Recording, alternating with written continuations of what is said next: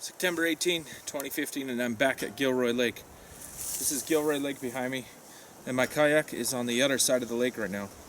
The last trip I took, I was at Swartz Lake, and I portaged across to Boob Lake, and then portaged again to here on the south end of Gilroy Lake.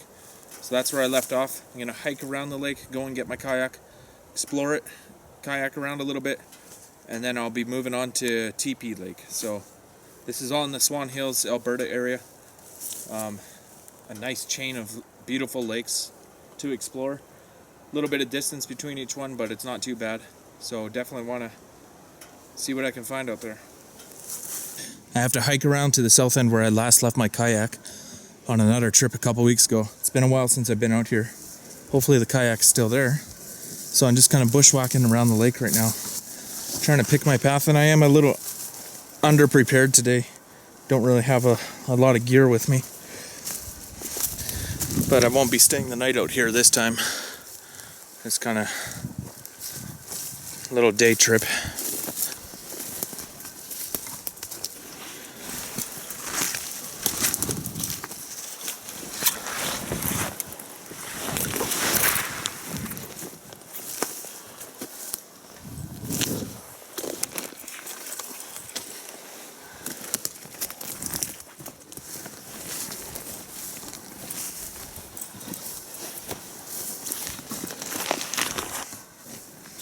Oh, I just found something interesting. So this stuff is called orange jelly fungus, or witch's butter is another common name. It's getting a little dried out and hard, but this is definitely edible.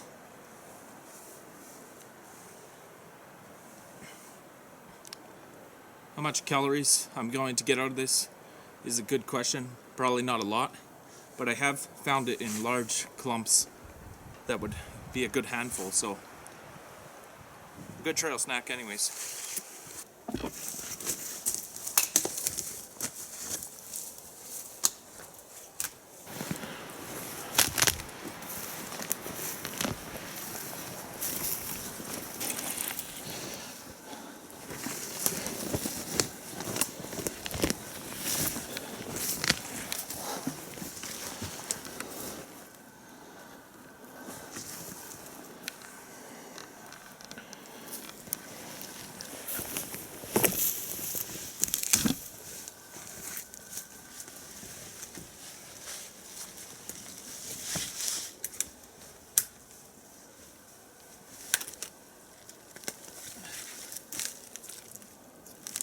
Quite a bit of blowdown to deal with here.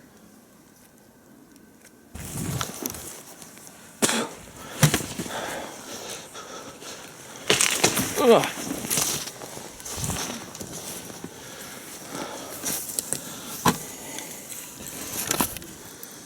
This stuff is great fire starter.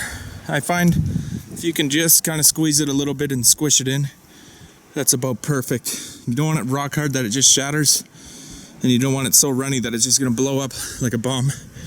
Just a little squishiness to it would be perfect. So I'm gonna put that in my pocket just in case I need it.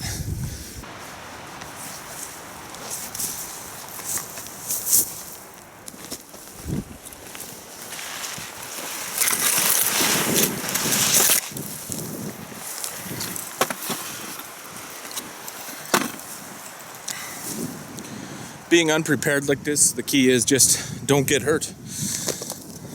I could probably stay out here for a week without a lighter, without a shelter. The temperature is not too cold yet, even though it's middle of September in northern Alberta. But key to longevity in a place like this is just don't get hurt. If you start panicking, running through all this junk, twist an ankle, poke your eye out, then your days are numbered.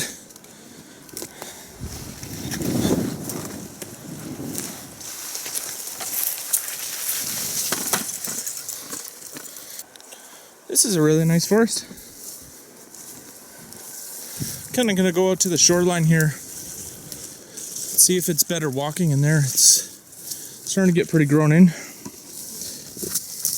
Crossing over lots of blowdown. So if there's stable ground on the shoreline, that might be the better choice, if you know what I mean. There's quad tracks going right along the lake. That's a sign that it will be decent walking. Oh yeah, by the way, I'm wearing Dunlops.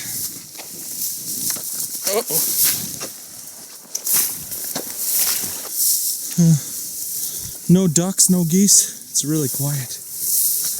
Quiet.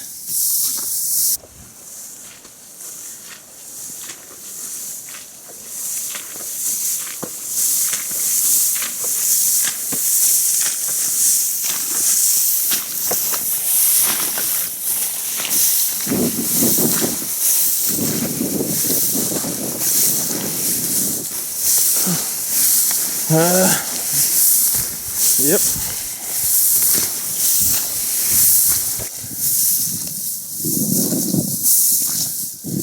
So although this is grizzly country, something I want to be wary of, something I want to keep an eye out for and avoid, and have some form of defense: bear spray. Although all of those things, that it is grizzly country, statistically I'm more likely to fall, jab myself, tip the kayak, or get spooked by a snipe. That was a big snipe. Common snipe. Oh, or fall in deep water.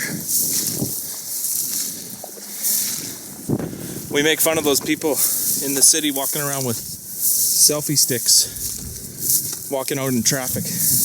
And then here I am in the bush walking around with a mini tripod doing the exact same thing, and almost walked into a mud hole there up to my knees in kind of colder conditions in the fall. So I'm no better, I guess. These types of places, it's hard to predict where the deep holes are. As you can see, I've already been in.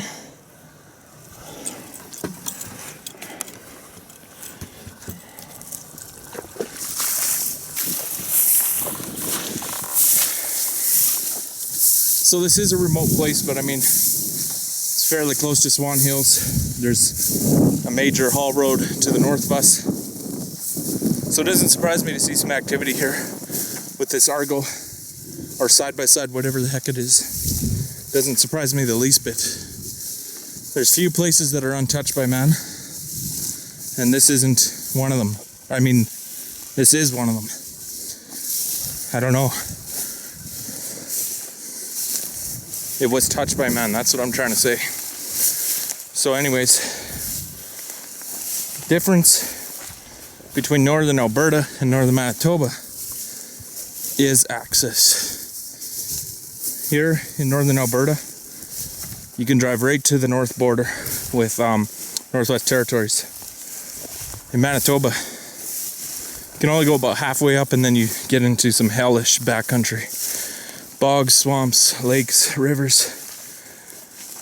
Very difficult to move anywhere, even on foot.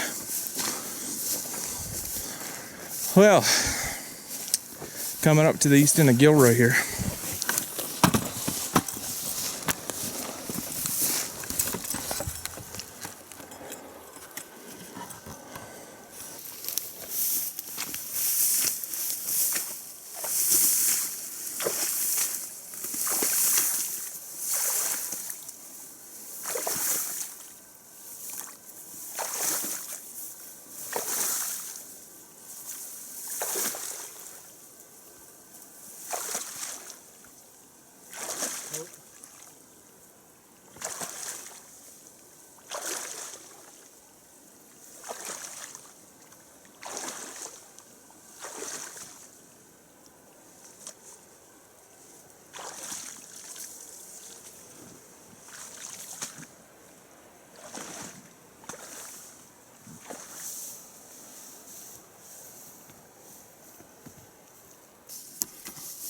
Freaking cameras.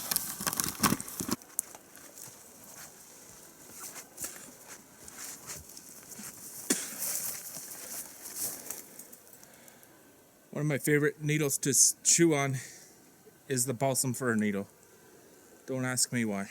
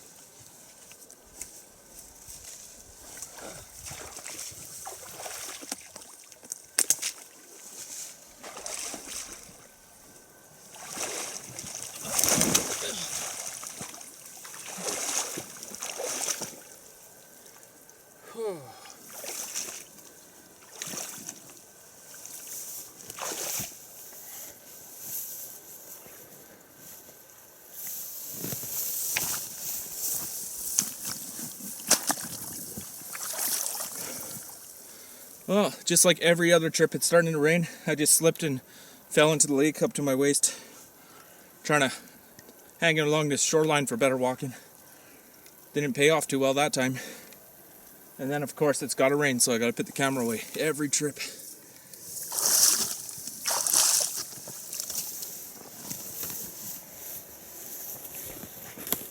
Ugh.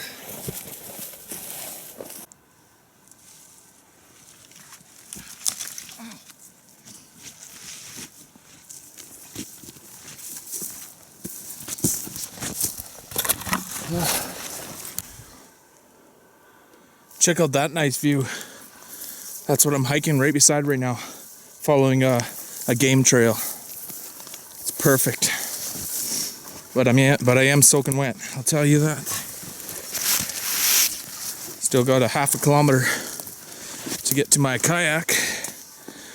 And then I got to paddle across this lake, and hopefully the storm or rain or whatever dies down a bit, because I actually want to explore this lake. I don't want to get rained out and forced to stay on the shoreline again. The lake is still dead silent. No wildlife yet, except for that common snipe.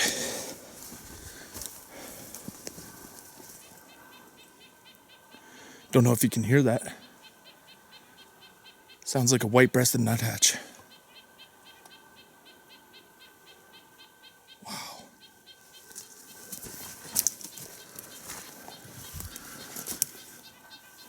There's got to be like 5 of them. This is crazy.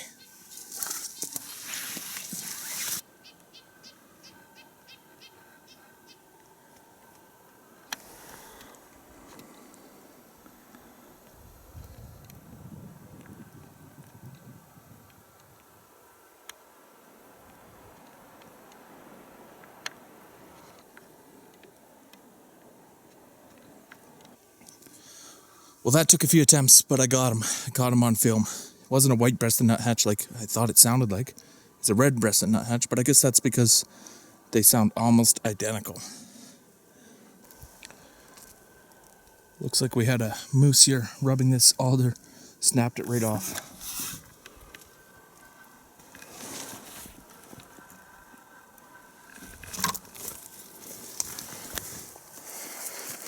It's taking me quite a bit longer than I thought it would to get to the kayak. I really hope it's there and that someone never took it, because if someone took it, then I'd lose my kayak and I have to walk back around this lake a second time.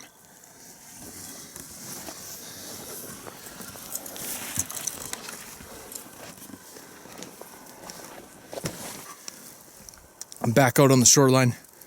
And right across that bay behind me is where my kayak is sitting. Not too long until I get on the water.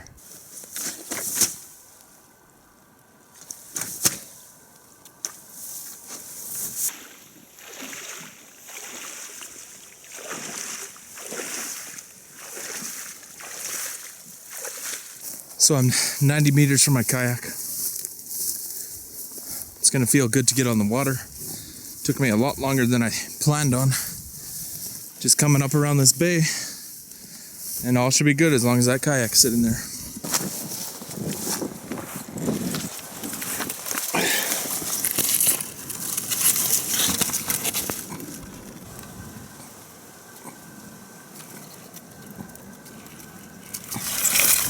Dead perch.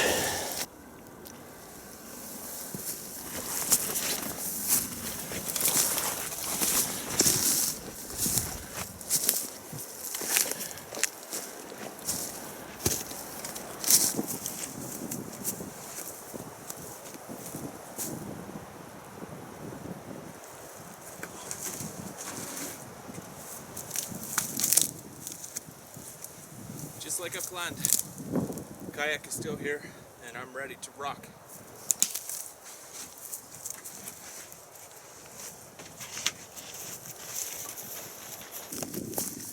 Okay, time to hit the water.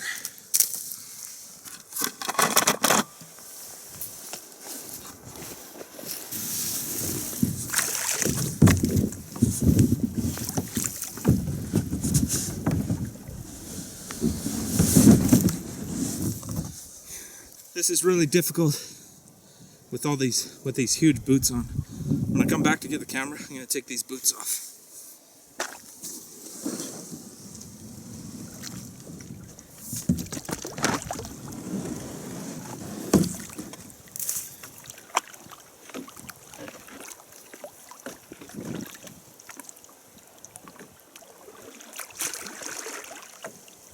Gilroy Lake. Thanks for watching.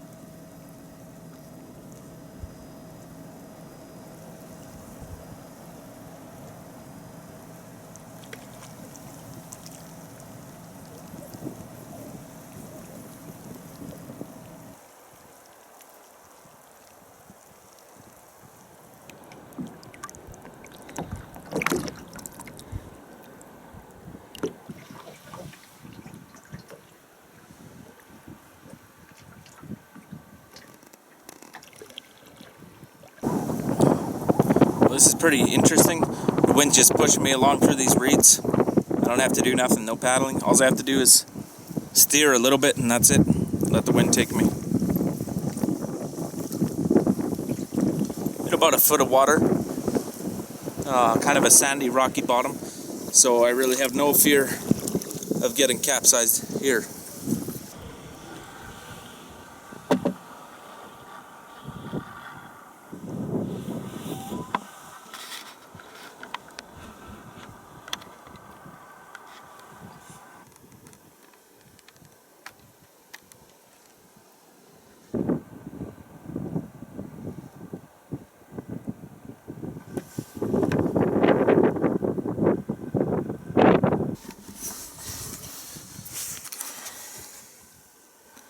So a couple weeks ago I was at this little lake just northeast of Boob Lake. I think it was about 600 meters. And there's this little creek that goes from there to here, actually vice versa. The creek comes out of Gilroy and flows into that little lake near Boob Lake. And originally I thought I could kayak that route and climb over beaver dams, whatever it takes, but I see now that would have been a pretty pointless kayak route. I'm in like 3 inches of water here.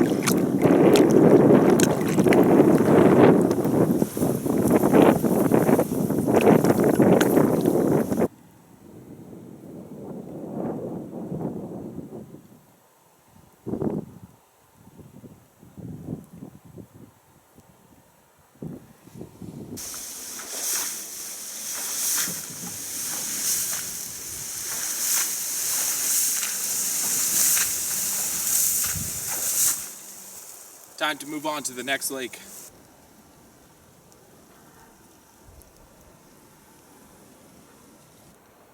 Thank you once again for watching Nighthawk video.